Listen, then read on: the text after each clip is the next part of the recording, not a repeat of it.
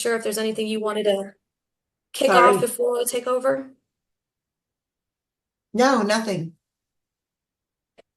Well, thank you all for joining. Again, welcome to Measuring Peer Recovery Outcomes Toolkit, showing the impact of peers in meaningful ways. We're really excited to kind of unveil this toolkit and to have this much participation is really thrilling for us. So we'll just go ahead and dive in. Oh man. Jenna, next slide. Before we get into it, I just want to put this disclaimer out here.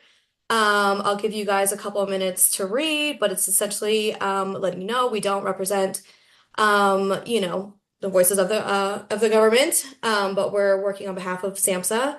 And so if you have any questions about this disclaimer, just let us know and we can get you all the information you need.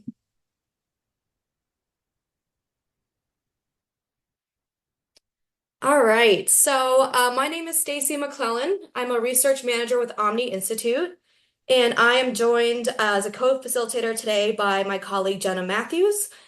She is a senior research manager with OMNI, and at the end we have Christina Chavez. She's been an incredible support through this entire time, and she will be supporting with the chat.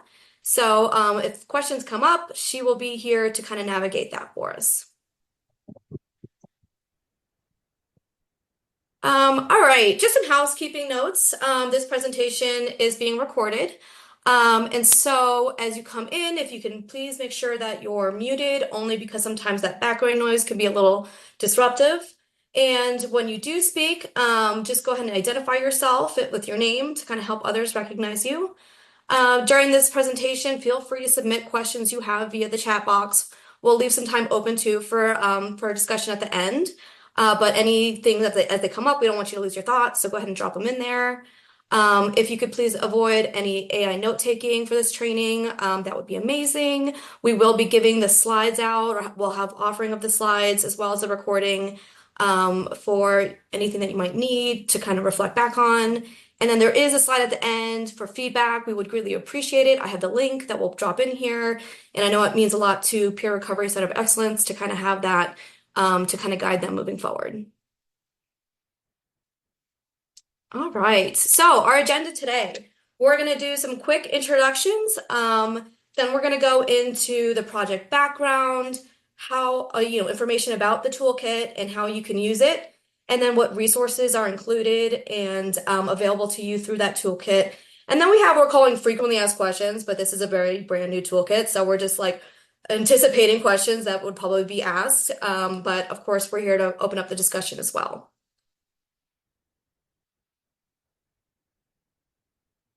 And I'm going to let Shannon kind of talk a little bit about the Peer Recovery Center of Excellence. Thank you so much, Stacy. I'm Shannon Roberts. I'm a program manager with the Peer Recovery Center of Excellence, and I just want to take a moment before I talk about the COE. Just big shout out to the OMNI Institute. It's been an absolute pleasure working with them. They've created a really, if you haven't seen the toolkit yet, go check it out.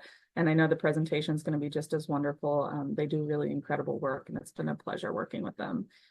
But to not take too much time here, the Peer Recovery Center of Excellence is a SAMHSA-funded federal grant project. We provide training and technical assistance services to build and elevate, and what they put on the slide is even better than my normal elevator pitch, so I'm sorry that I'm just reading this. But essentially, we exist to enhance the field of peer recovery support services.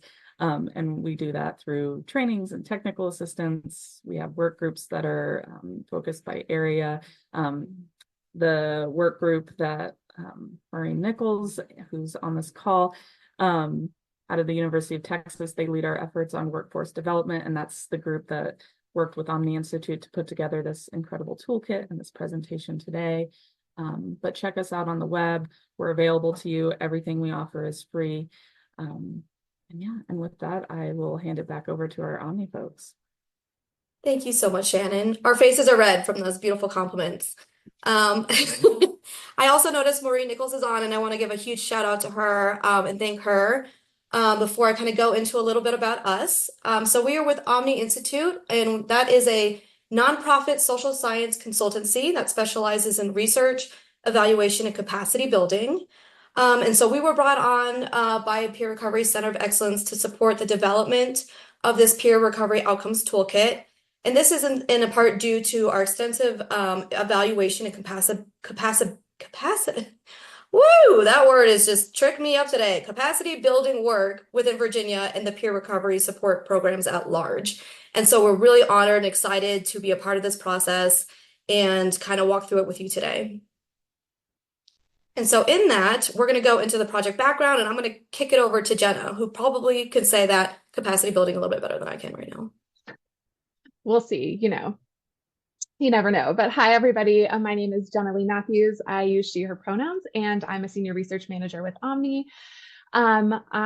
We are super excited to be here with you all today. And personally, this work evaluating peer recovery support is one of the parts of my job at OMNI that I really love the most. And so Stacy and I have kind of been dreaming and scheming about doing a toolkit like this for many years. And so it's so exciting to see this all come together. And we're so grateful to the Peer Recovery Center of Excellence for supporting this and working with us along through this process. So we'll go ahead and jump in. But as Stacy noted, at OMNI, we have engaged in evaluation of peer recovery support services in a few different ways over the past 5 or so years. And through this work, we noticed some common experiences that were coming up for our partners across the PRS field and the workforce. And some of those are outlined here, but overall, what we have really seen is that peer recovery support services is a growing field with not a lot of research and not a lot of guidance, particularly around evaluation. And so, especially 5 years ago, there was not a lot going on. And since then, there has been a lot of growth and change, a lot more research and a lot more guidance coming out. And so it's been really exciting for us to be a part of that. But it's still challenging. There's not a lot of set in stone research best practices, especially around evaluation. And along with that, the programs that we've worked with have experienced really competing demands from funders and programs and communities in terms of what kind of data they should be collecting, what kind of information they should be sharing, how they should be doing it, what scale, all those things. There's a lot of competing demands there. There's also a really strong desire to show the community need for peer support and also the huge impacts that peer support has on programs and individuals and communities. And along with that, a very strong drive to promote the expertise of peers. I think there's a lot of misunderstanding that comes along with peer support, and a lot of people, unless you're in it, you don't really know what it is. And so we saw a lot of desire to make sure that people did understand peer support in a different way. And so our goal in seeing all these issues was to really leverage our expertise as evaluators to provide some support and guidance in this area based on our experiences. And so through all that, the idea for this toolkit was born. And we had a few specific goals as we embarked on this process of putting the toolkit together. The first was that we really wanted to show the value of peer recovery support services. And we wanted to do that for a couple of different reasons. First, the benefits that evaluation and data can have for individual programs. So for example, in having solid evaluation information can really inform the direction of services and inform kind of what funding is sought after and utilized. It can really support program sustainability.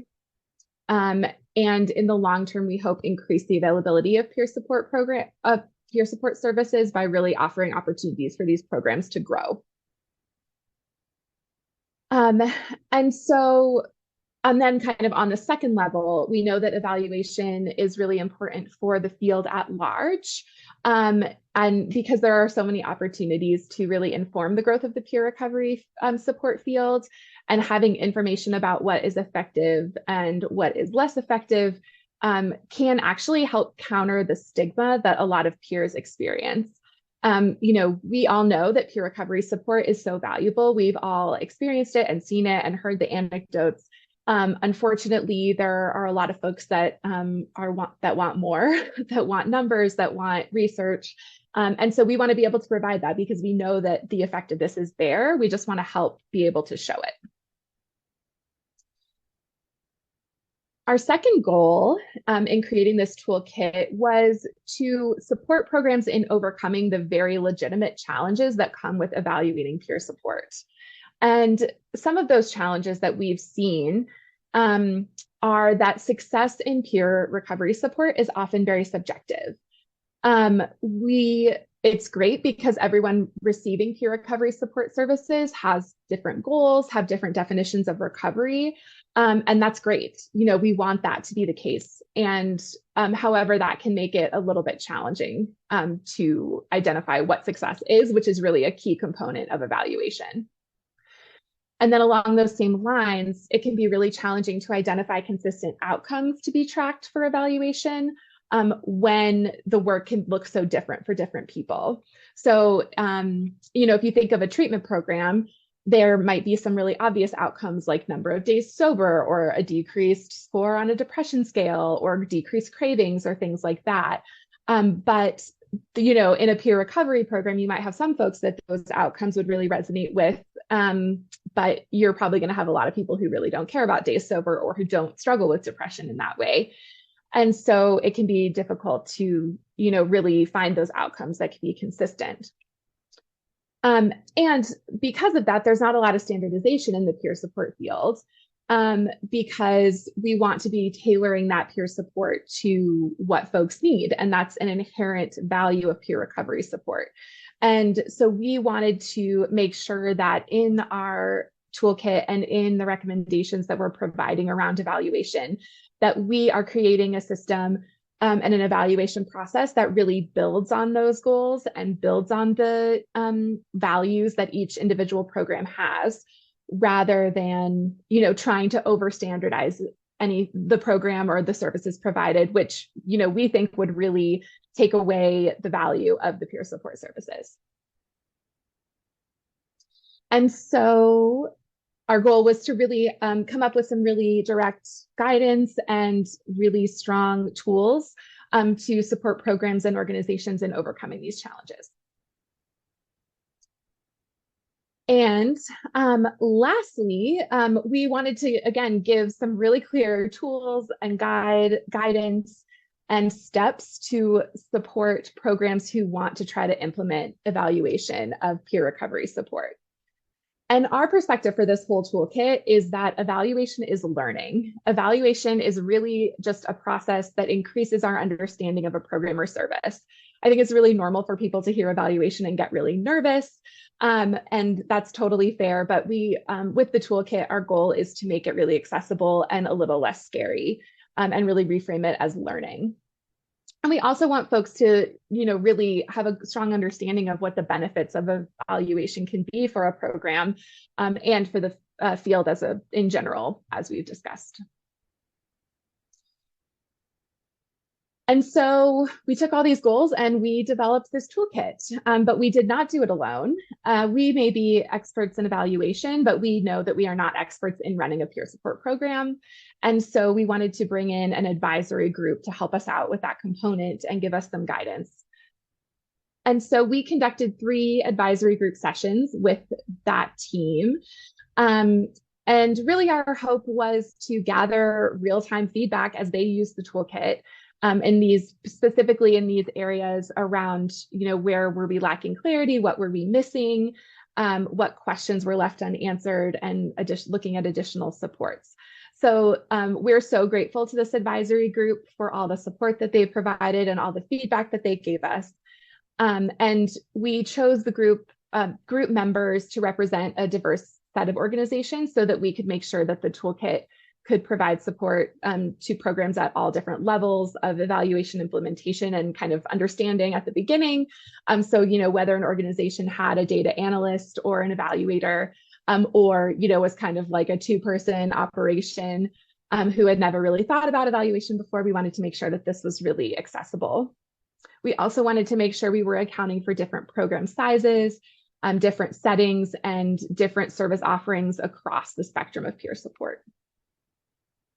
And so we took all of their feedback, integrated it into our revisions of the toolkit, and have now come to this place where we have a final version to share with you all. So I'm going to pass it back to Stacy to give us an overview of the toolkit and talk about how to use it.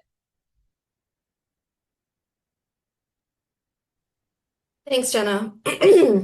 So sorry, I'm recovering from a cold, so if you hear me make a unpleasant noise, that's just me clear my throat.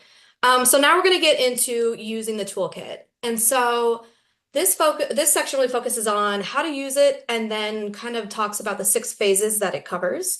And we'll kind of get into that in a little bit. But before I even go there, the concept of peers and the services they provide can have very different definitions and terminology depending on the region, depending on the work that's being done. And so to have kind of this universal language for this toolkit, we defined peer recovery support specialists as trained persons providing recovery services who have lived living experience with substance use and are currently in recovery. Video call. And then, oh, perfect. And then the definition for peers is defined as the individuals PRSSs work with and support. In addition, we also know there's many definitions for the term recovery. And so for the purposes of this toolkit, we chose the definition below, which aligns with peer recovery, the Peer Recovery Center of Excellence, which is a process of change through which individuals improve their health and wellness, live autonomous lives, and strive to reach their full potential. Again, we know this may not be exactly aligned with how other people define things, but just to get that universal language understood for this toolkit, these are the ones that we went with. So, how to use the toolkit. Before you go and really kind of zone in on things that you feel like your program needs, we really suggest just going ahead and reading the toolkit in its entirety carefully. And the reason that we suggest this is because even if you feel like you're further along, everything that we have in here kind of helps talk about the foundation for getting to each different phase. And so taking that time, even though we know like it's not always exciting to read an entire toolkit, we really feel like it's going to be to your benefit in the end and kind of help guide the entire process. The next step is kind of identifying which strategies are most relevant to your program or desired approaches to evaluation. This is the part where you really kind of zone in on where you're at. And we know that people are going to be at different levels or different areas. And so kind of like as you're going through, noting down where you're at, where those strategies might be.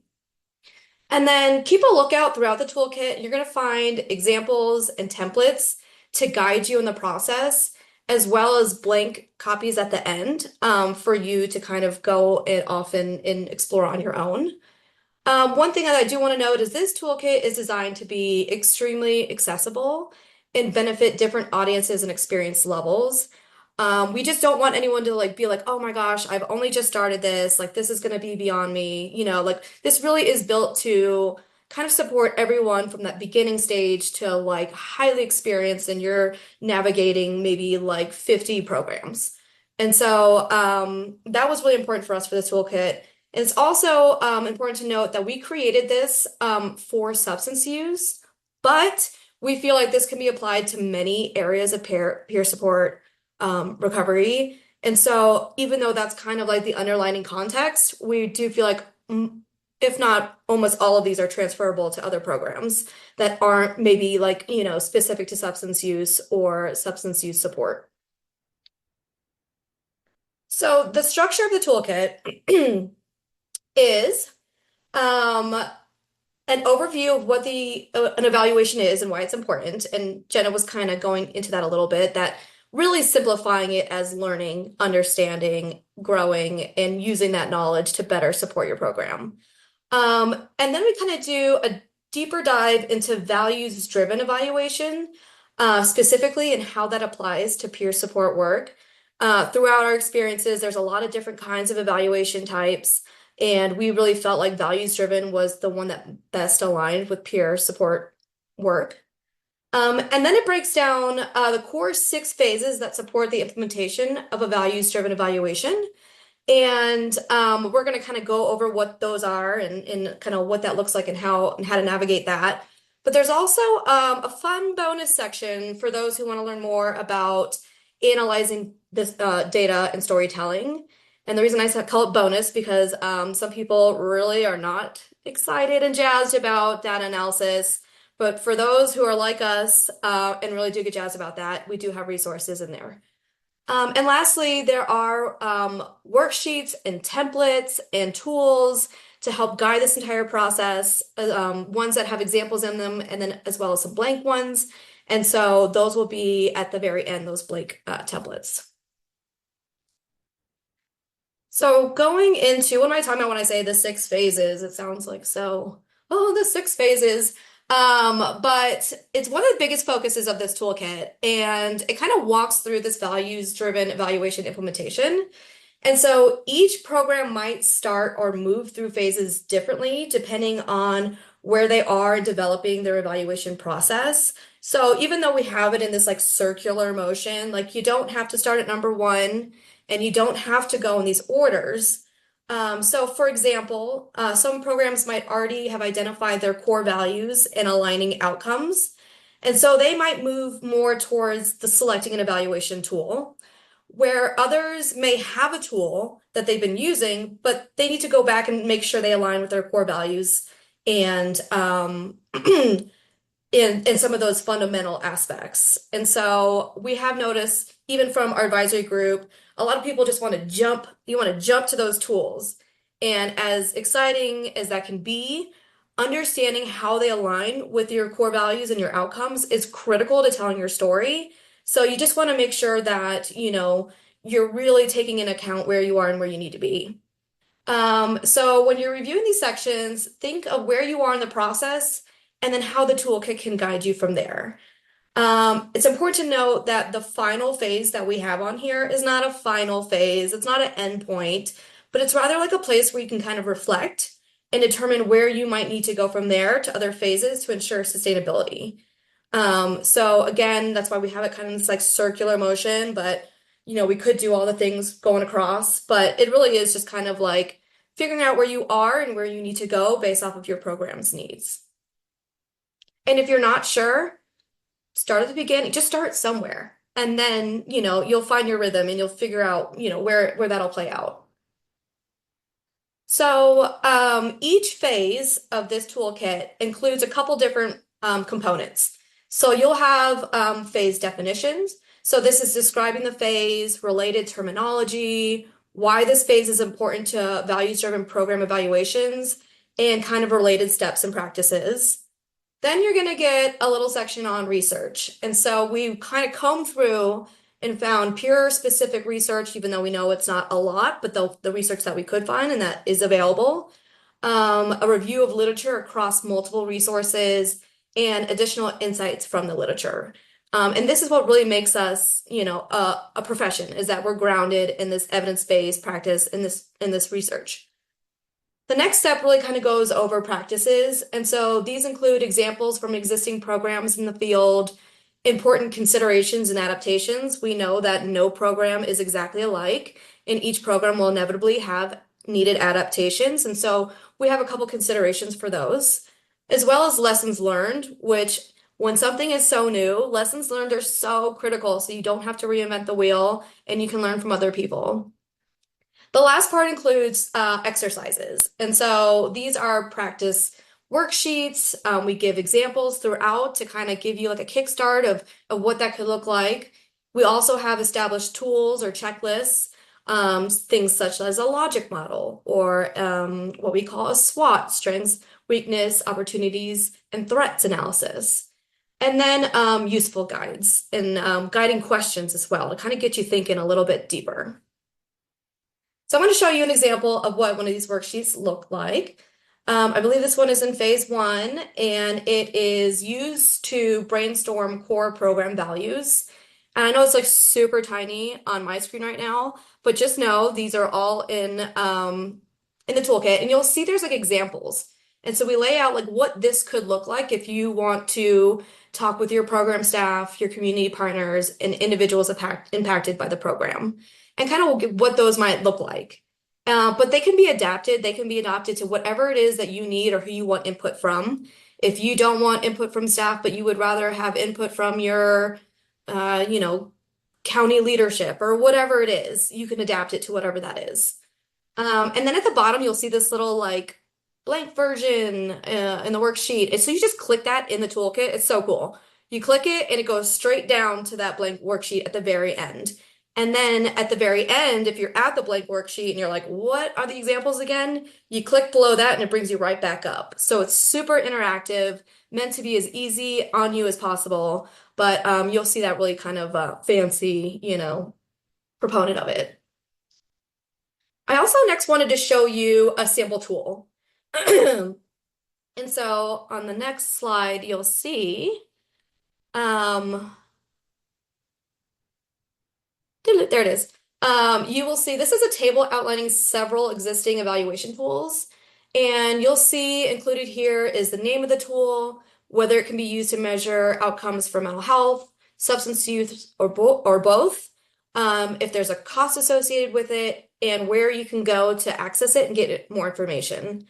I want to preface that this is something that we came together and developed based off of our experiences and people we've talked to in the advisory. But we know this is an ever-growing field as far as like people building resources. We even know that SAMHSA is in the works of building a recovery tool. So just know that this is what we were able to access in the moment that we thought would be most supportive to these programs.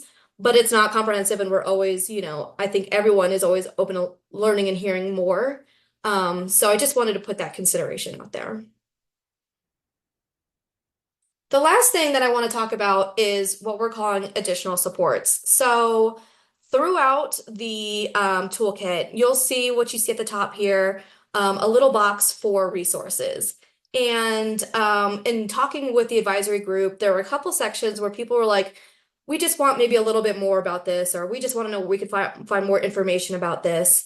And so these things are just kind of extra resources throughout. You'll see in the related phases, not in an appendix at the end that you get confused about. So it's in where the phases are, and you just click on that link and you go straight to it. And so they could be other toolkits, they could be information resources. There's just a lot of really fun, good things out there if you want to expand your knowledge in a particular subject.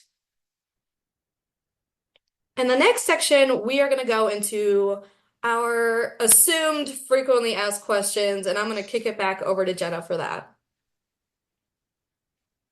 Awesome. Thanks, Stacey. All right. So yeah, we're going to go through just a couple of kind of our FAQs, and then I think we'll have a good chunk of time for any questions that you all have, anything. I haven't been paying too much attention to the chat, but we can come back to anything that's come up there as well. So I think one thing that we did hear from the advisory group in particular is, you know, where should I start with this? And as Stacey mentioned, we were really intentional with the development of this toolkit to really give you a process and a flow. So as Stacey mentioned, our recommendation is that you read through the whole toolkit. It looks pretty long. There's, as you've seen a little bit, there's lots of templates and worksheets and little like icons and call out boxes. And so it's really, hopefully that is not as daunting as it sounds to take a look through. But we hope it'll give you a really good sense of where you're going. And then, as Stacey mentioned, help you identify the phase of work where you're at or what might feel most pertinent to your organization in this or your program in this moment, and then give you some direction of how to move forward with the strategies and tools that are most relevant to you.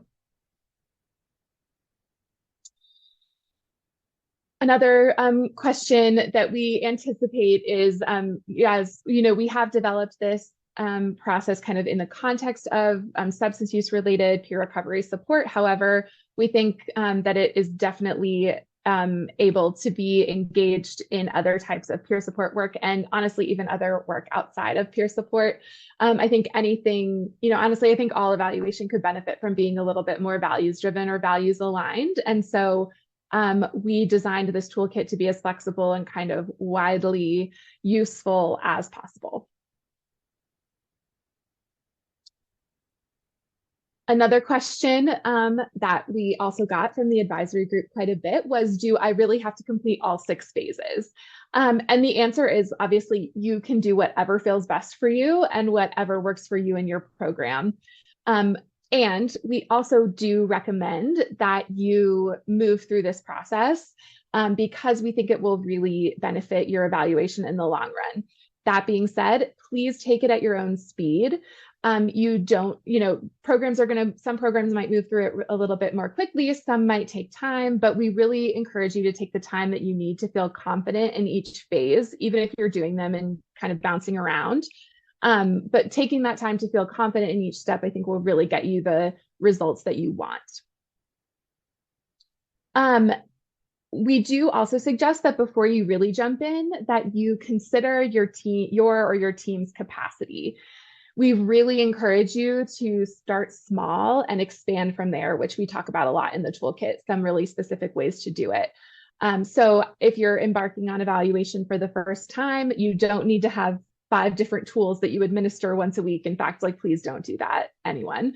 But it's really great to start small, to pilot things with a certain subgroup or program to see how they go, and then make adjustments from there.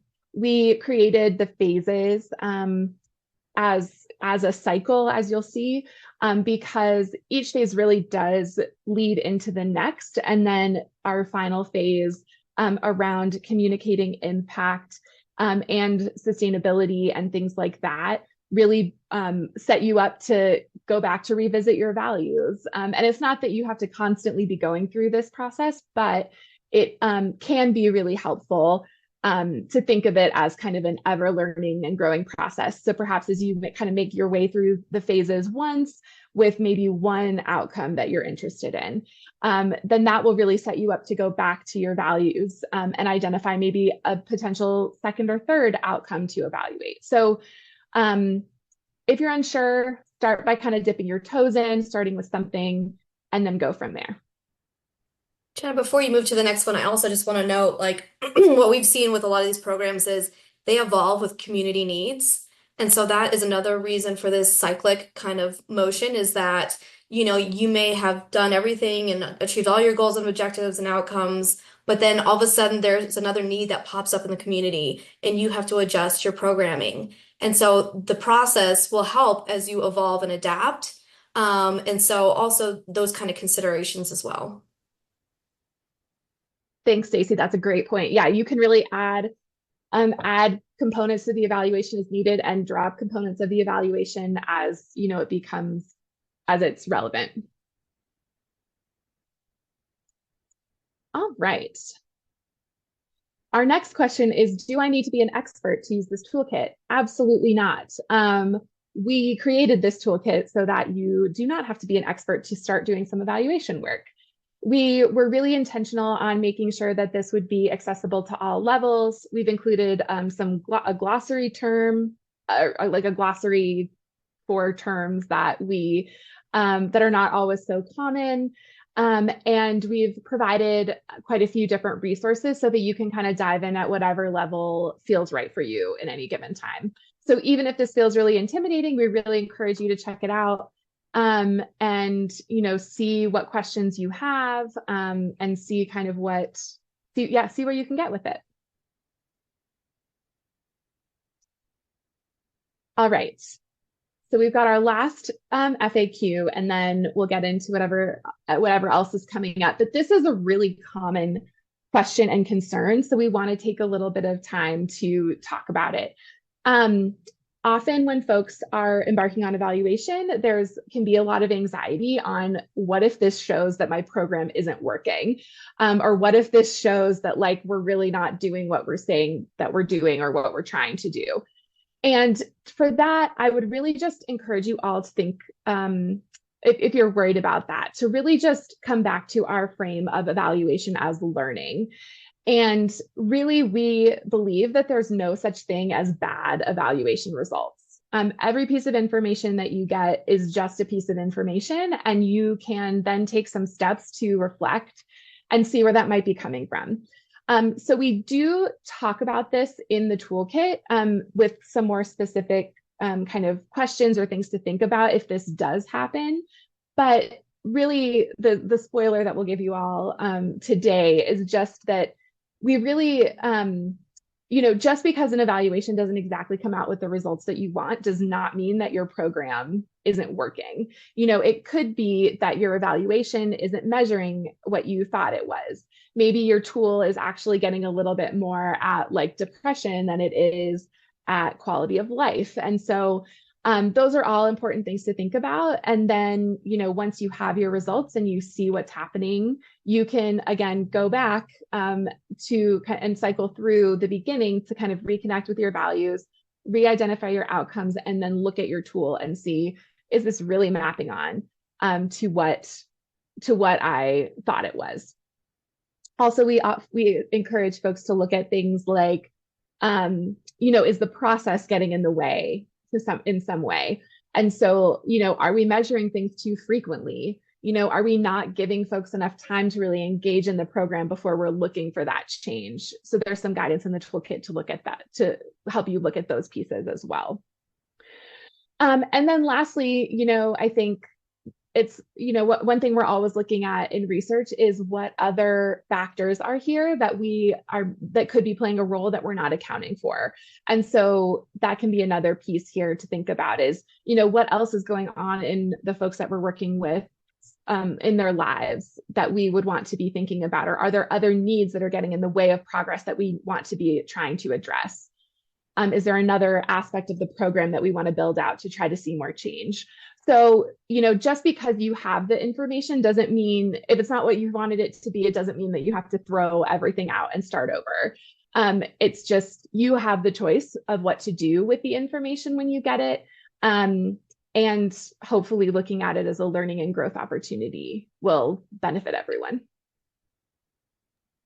I know Leo has a question. Leo, I don't know if you'd like to unmute just to expand on your question for Jenna regarding the toolkit. Great, thanks, Christina. Thanks so much for this opportunity to share. I'm a boomer. I'm an old dog. There's 5 different generations at the work site.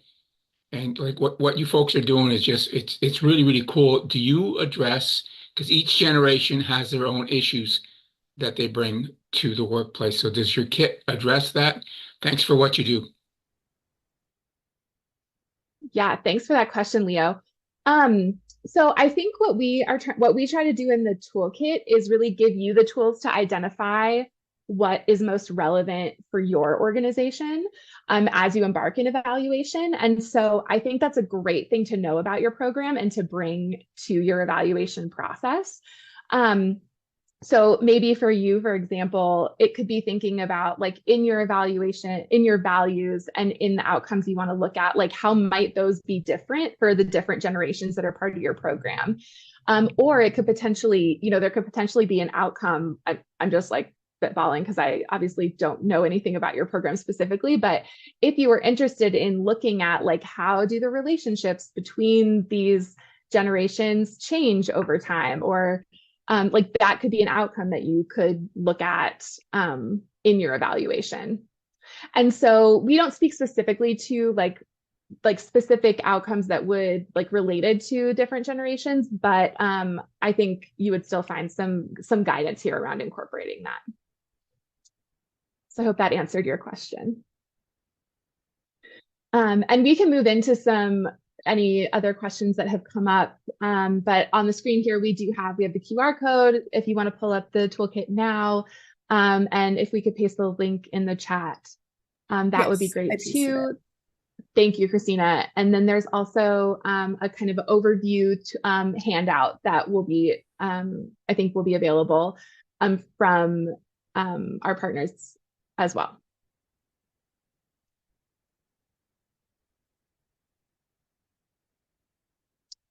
So we've got quite a bit of time. Feel free to put any questions in the chat or feel free to unmute or raise your hand, whatever you're comfortable with. I have a question. Awesome. Go ahead. Thank you. So I'm Janelle. We are a recovery learning center for mental health, primarily. And we're constantly getting asked from our funding source, how do we measure success of your program? We don't collect data. That's the whole point. We don't do intakes. That's the whole point of our program. So we're constantly trying to figure out ways of how to measure, success of a program that provides peer support in kind of a unique way when we don't really track data. So I was just wondering what part, or, it sounds like this toolkit could really be useful. So I was just trying to figure out how to like apply it, or what parts of the toolkit might apply. Like, is there a way to show fancy, the graphs and data that our funder wants to help support our funding for our program? Yes. Yes. I think like what you're describing, Janelle, is exactly what I envision this toolkit helping with. And so, we talk about outcomes, and I think I think a lot of times when people hear outcomes, it's like very like numbers focused, or very like, like days sober. Yes, very, very quantitative. And so what we've tried to do in our evaluation work with peer recovery support is just think a little more expansively about what are the outcomes that actually matter to you, the reality is it might be like, what are the outcomes that matter to your funders to some extent. But so like some of the things that we've seen are looking at things like recovery capital, or looking at like quality of life or things like that. And so if you want more quantitative data, or to have like some graphs or things like that to share, you're probably going to need to collect some data in some way, but it doesn't have surveys, to be a lot of surveys. Yeah, perfect. Yeah, that's great. And so if you're already doing some surveys, like you're totally collecting data. And it can be pretty easy if you already have a process in place to like tack on a couple extra questions, or to tack on, a measure or a tool or something like that to what you're already doing. So it doesn't have to be like a whole new thing. But by looking at things like recovery capital or quality of life, we have seen that, we're able to see some growth and progress over time with peer support programs without having to get really specific about like, you should be this many days sober, or you should have da da da.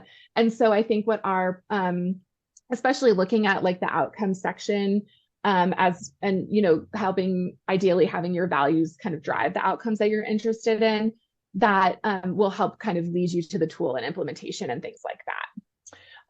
So I'd encourage you to check out the toolkit. I hope it's helpful. I would love to hear, and this is true of everyone. If you're using the toolkit and you have thoughts or feedback, I would be so curious how it's actually working for you. So feel free to follow up if you find anything useful. Jenna, I also dropped in your email as well for follow-ups in the chat. I do want to add something to that real quick, Janelle, because I think it's really important to balance what the funders are asking for and what your program actually needs and values as well, to do the things you want to do and respect, the people you work with. And that we also have noticed that some of the things like these recovery capital instruments, you can find a way where it benefits the individual as well as providing you with the data, and like how you present it, how you use it. A lot of the times they get really excited and engaged to see their growth over time. And we kind of talk about that a little bit in the toolkit, but it's kind of finding the ways where it benefits a little bit of everyone. And looking through that. Okay, yeah. We're always trying to prioritize our community first, and Absolutely. then trying to balance both. Yes. Yeah. It can be tricky. Yeah, thank you so much, Stacey, for bringing that up, because I do think that can be a way to make it feel a lot more kind of equitable, or a lot more community led and individual led when we're actually sharing the information back with the folks we're working with and the peers.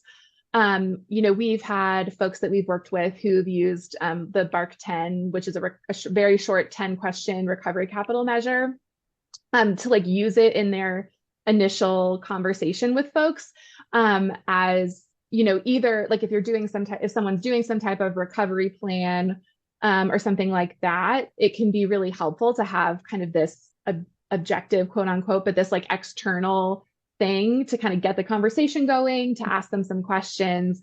We've had peers really effectively use it as an engagement tool.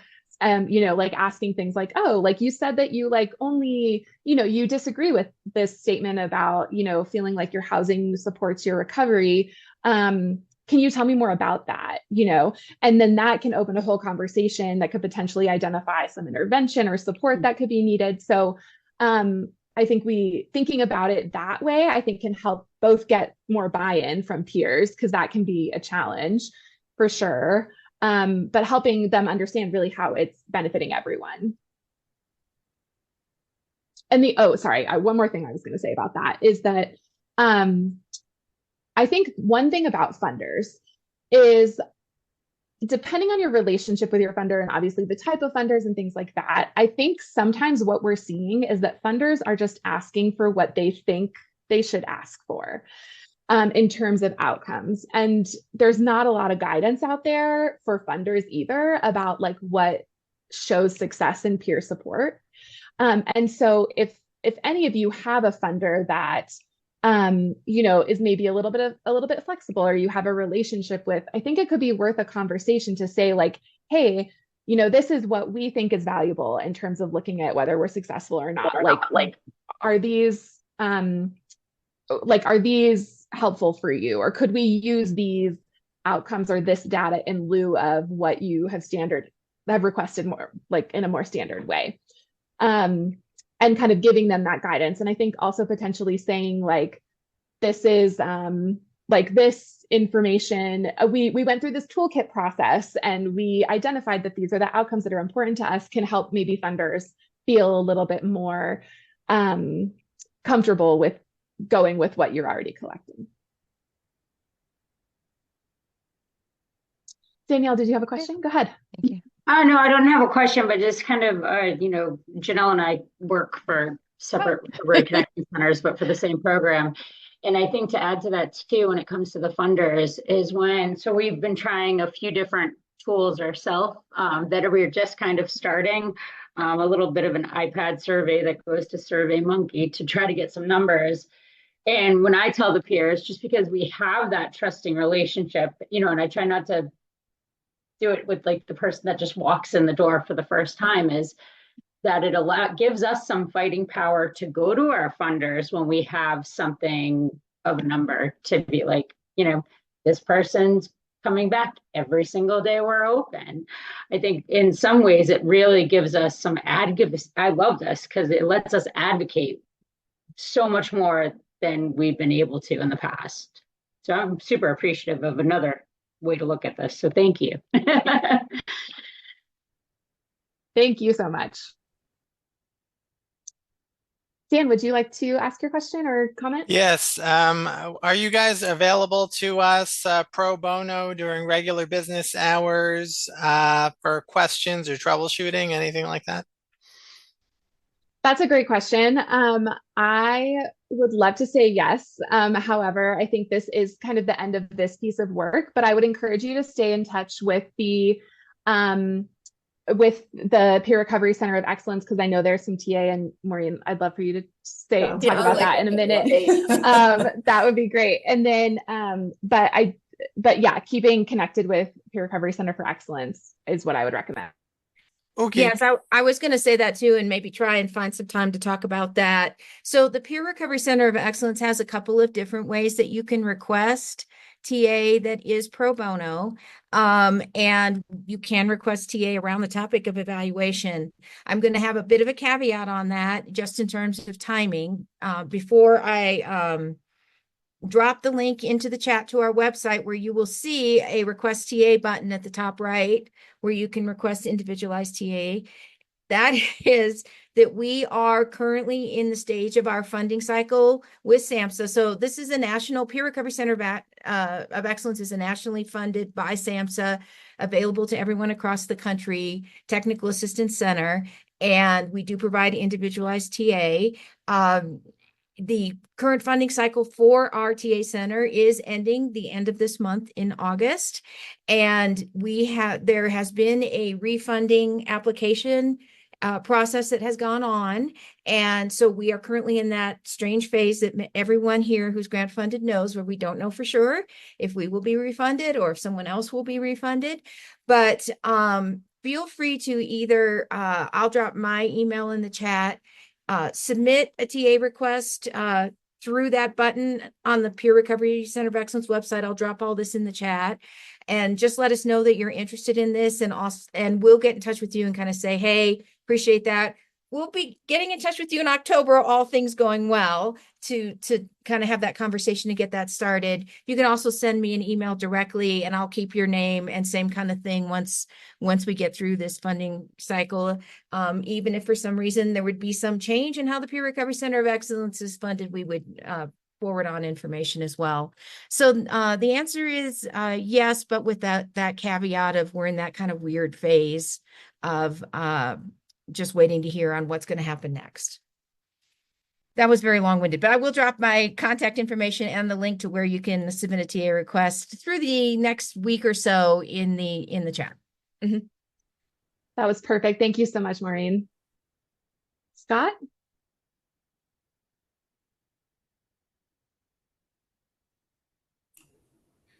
Hey, can you hear me?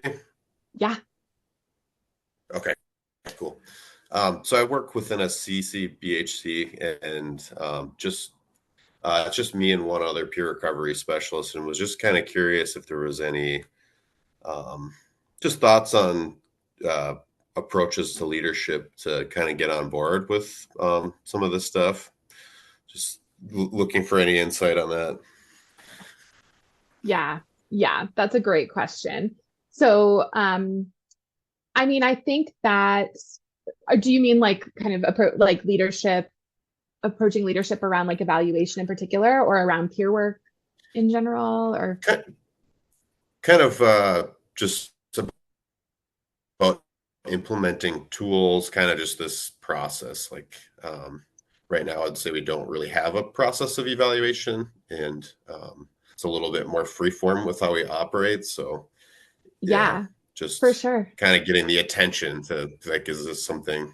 Seems like there's a lot of useful stuff in here that could help develop the program further. Yeah, I would say limited amount of focus of leadership. So it's just like, how do you draw them in, I guess? Definitely. I mean, I would say, I think coming to leadership, I think typically leadership are really interested in having the data. And sometimes, like you're saying, there's not the capacity really to like do a lot of the planning. And so hopefully this toolkit makes that a lot easier, because you don't have to like think about how to do it. You just kind of have to like follow the steps. So hopefully it'll make that might help a little bit. But I would encourage you to check out the sustainability and impact phase at the end of the toolkit, because it talks about like how you can really apply the information for to like, to get more funding and get more connected to the community and all these different things. So even though I was previously advocating for starting with step 1, step like the end, phase 6 might have some good info for you to pass on to say like, hey, if we do this and we get this data or use our data in this way, we can really like, here are some of the outcomes that we might see, or some of the benefits that we might see. And I do think sometimes having a smaller team, it makes it a little tricky, because, there is not a lot of capacity always, and you're often, I'm sure, pulled in 100 different directions at the same time. But it does kind of lend itself well to piloting and trying different things. So I would say you could also just try something, like find a tool that feels, maybe aligned with the work that you're doing, and then like start giving it to folks once a quarter and see what happens. And, you can then be like pretty agile in how you use it and change things up. Jenna, I was just going to add, it could also be helpful throughout the different phases. There's ways that you can include them in the process, so they have a voice, so they have that fundamental understanding to kind of gain and gather that buy-in. So that might be a good way too, if you are looking at that starting point. Yes, thanks, Stacey. Okay, I know we have a couple minutes left. So Lindsay, I would love to hear a question. I'm just gonna pop us over to our feedback slide. So if folks could please take a minute to go to this link to fill out the evaluation, that would be great. And Lindsay, if you have a question you want to ask, feel free, or a comment.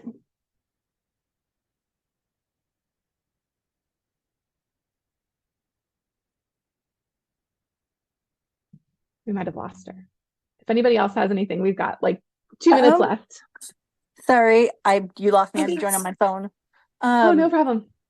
But do you talk anywhere in here about like the potential harms around data collection and like how to mitigate some of those?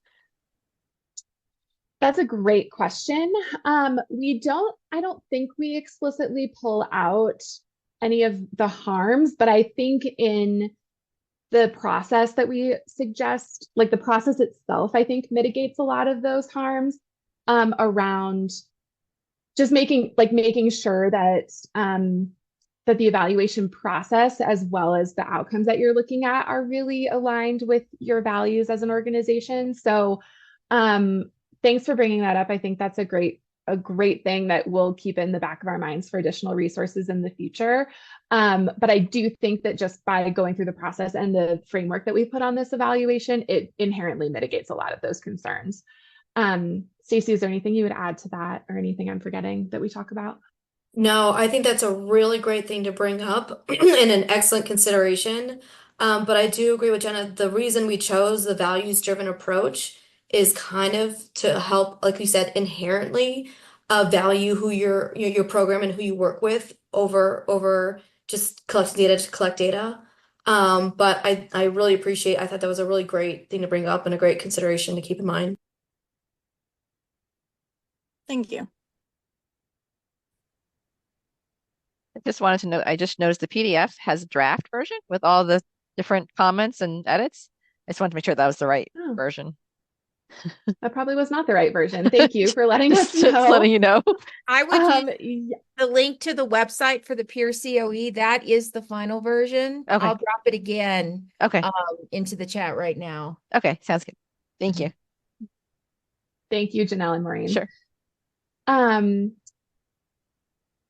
Great. All right. Well, thank you all so much for joining us today. We hope you find this tool useful. Would love to hear your feedback if you have any suggestions or things that have worked well for you. And then you can connect with OMNI here. You can sign up for our newsletter at omni.org. And then you can connect with the Peer Recovery Center of Excellence here. Thanks for your time today. We really appreciate it. Oh, and people were asking, is there a way to have this slides or recording to share with our Yeah, team? I was gonna let you know. You'll get a follow-up email probably within a few days, and it'll have the recording and the slides. And some of you did ask for certificates, and the only thing that we can offer is a certificate of participation. So I can put the link in there of how you can go ahead and download and print your certificate of participation. And that'll be in the follow-up email, Cindy? Yeah, You'll put the all link of on that will be. Okay. Yep. Yeah. Right. And I just want to thank you, Maureen. Thank our presenters who are awesome, and OMNI. So everybody had a great afternoon.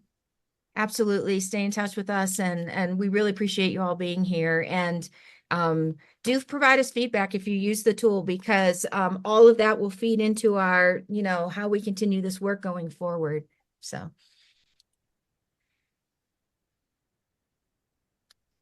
Take care. Thanks, everybody. Take care. Thank you. You all.